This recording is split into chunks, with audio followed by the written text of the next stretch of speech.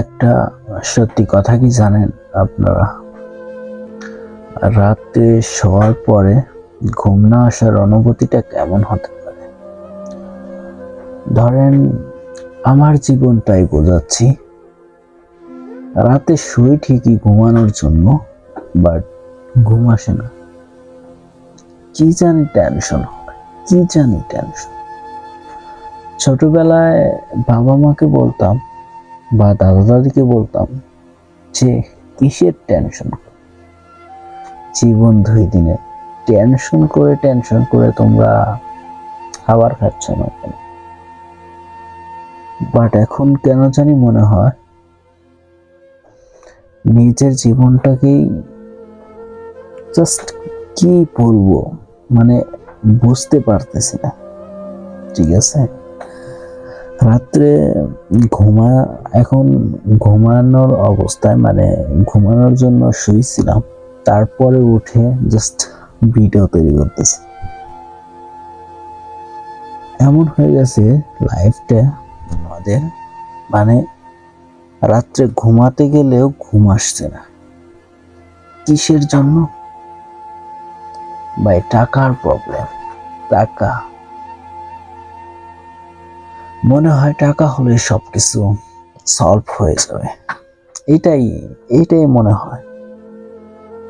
যাই করি না কেন মাথার ভিতরে একটা টেনশন, কেমন জানি একটা ফিল হয়, কেমন জানি একটা অনুভূতি।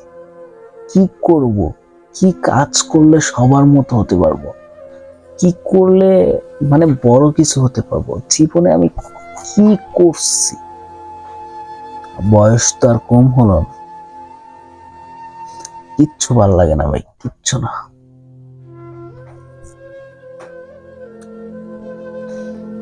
বাসায় থেকে কোনো কিছুর চাপ দেয় না, বাট নিজের ভিতর থেকে আগুন বের হয়, আগুন। মাঝে মাঝে মনে হয় কি জানেন, যে যদি মরতে পারতাম, মৃত্যুটা যদি শুধু আল্লাহর কাছে পাপ কোনো একটা জিনিস না হতো, ভাই লাইফের কোনো 1 সেকেন্ড বেঁচে থাকার কোনো ইচ্ছা আমার মনে হয় 60%, মানে তারও বেশি হবে এরকম ছেলেরই জীবনটা এরকম। তার মধ্যে আমিও আছি। কি করব কিছুই ভেবে পাই না, বাট কি করব সেটাও বুঝতেছি না। টেনশন করব না, তাও টেনশন। লাইফটা একদমই হেল। খুবই বড় একটা ইচ্ছা ছিল যে আপনাদের ভালোবাসা নিয়ে এগিয়ে যাব,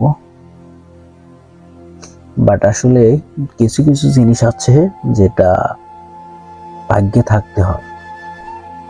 আমার এখন মনে হয় যে এই জিনিসটা আমার ভাগ্যে নাই, আপনাদের ভালোবাসা পাওয়াটা আমার ভাগ্যে নাই। জানি না কেন, হয়তো থাকতেও পারে ভবিষ্যতে কোনো একদিন।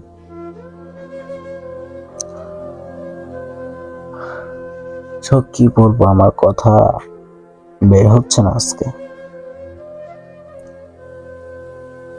ভালো থাকবেন, আল্লাহ হাফেজ।